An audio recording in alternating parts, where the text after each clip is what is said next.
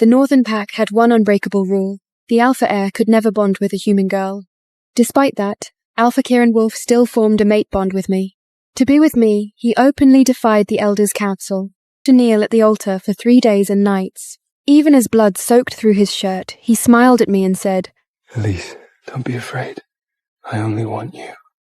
Eventually, the Elders' Council finally relented and agreed to let Kieran leave with me. However, there was one condition. He had to leave a pure-blood heir behind for the pack. From that moment on, the phrase I heard most from Kieran was, "Wait." The first time, Kieran asked me to wait while he got another she-wolf to carry his pup. The second time, he told me to wait again because the first pup was a female and the elders wanted a male. So Kieran slept with Cecilia 9 his pup again. Just when I thought our ordeal was finally over, their daughter, Tyra Wolf, accidentally ate wolfsbane at her Meet the Pup party. Everyone was convinced I had poisoned her. Kieran stood at the doorway with bloodshot eyes. "I told you to wait." You know what wolf paint means to our kind. Why would you hurt my pup? Arms, as the pain tore through me. When the storage room door opened again, I was not going to wait anymore. I pushed open the heavy doors of the Elders' Council, forcing myself to keep my voice steady. I said, I'm willing to leave Kieran Wolf's, but I have one condition. I want you to send me somewhere he'll never find me. Elder Lucian Pierce let out a satisfied laugh. If only you had been this sensible sooner. Spending one night in the cold storage truly showed you your place. A human like you was never worthy of our noble Alpha bloodline. His voice dripped with contempt as he said, On the night of the full moon in 10 days, we'll arrange everything to send you away. And when that time comes, you'd better never show your face in front of Kaiman again. The heavy doors slammed shut abruptly, and I leaned against the mansion's cold wall. In the main hall, Kieran had shifted into his massive wolf form and was gently letting his daughter, Tyra Wolf, tug at his thick fur. Cecilia was curled against his warm belly, smiling with tender satisfaction. The perfect family of 3 looked so blissfully happy together. Cecilia Donati noticed me first, and immediately sat up with alert eyes. She instinctively pulled Tyra behind her protectively. Mrs. George, you're back. Kieran almost reflexively shifted back to human form, and handed Tyra to a servant to take upstairs. Their wary looks cut into me like knives. I'll only acknowledge pups that come from your belly. Now watched me like I was a murderer. After Tyra was taken away, Kieran approached and reached out to check my frostbitten body. You're back. Did you get hurt in the cold storage? As I looked at this man who had once taken 99 lashes for me, my heart ached with bitterness as I turned away from his touch. He frowned slightly. Elise George, given last night's situation, the more I defended you, the harsher the elders' punishment would have been. With your human body, they might have even executed you. We're leaving soon anyway, and I don't want any more complications. Also, Tyra is innocent. Why would you— I told you it wasn't me! I growled, my eyes burning with tears. Wolfbath is a deadly poison.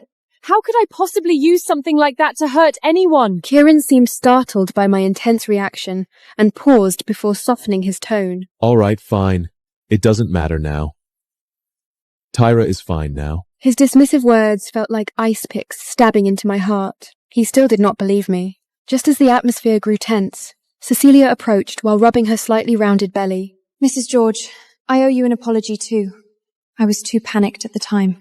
You're not a wolf, so you probably don't understand a mother's instinct to protect her pup. She raised her hand to brush her hair back, and the delicate crystal bracelet on her wrist glowed with a soft luster. My eyes widened as I grabbed her wrist. Where did you get this? I gave it to her. Cecilia likes antique pieces. I looked at Kieran with deep disappointment, my heart aching as if it were being cut by a knife. It was you, Kieran said matter-of-factly as he pulled my hand away. Consider it your apology gift to her. Besides, it's just a bracelet. My voice trembled with rage. This is the only thing my mother left me. How could you give it away? You know how much it means to me. And clutched her stomach in apparent pain. She moaned weakly. My belly.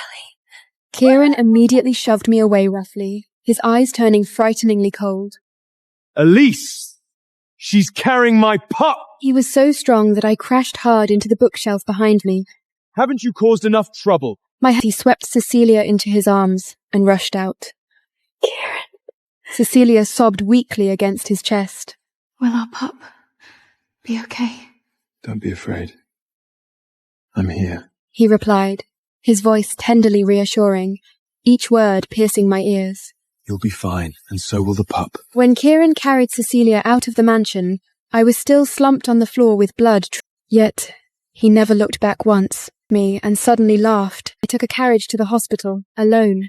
The doctor saw how severe my injury was, and immediately began stitching. By the time they finished treating me, I had lost so much blood that I was dizzy and could barely stand.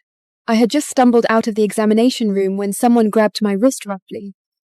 Elise, Cecilia almost miscarried, yet you still wouldn't stop. You followed us to the hospital to cause more trouble.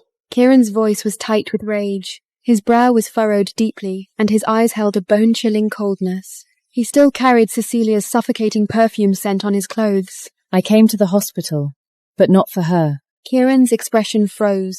He finally noticed the strong scent of blood on me. Kieran, you take me away. I said, looking at him as my nose began to sting. Anymore? Kieran's frown deepened as he reached out and What happened here? touch. I hit the bookshelves.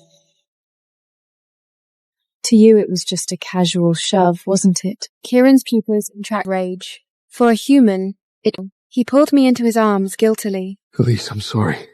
I didn't mean to. I was just afraid something would happen to Cecilia. She's carrying the pack's future. If anything went wrong, the Elders' Council would never forgive us. And our departure would be delayed again. I let him hold me. I had heard these excuses too many times, pushing him away. Go take care of her. But he grabbed my wrist again. Elise, that I only love you. Everything I do is to help us escape this prison. As quickly as possible.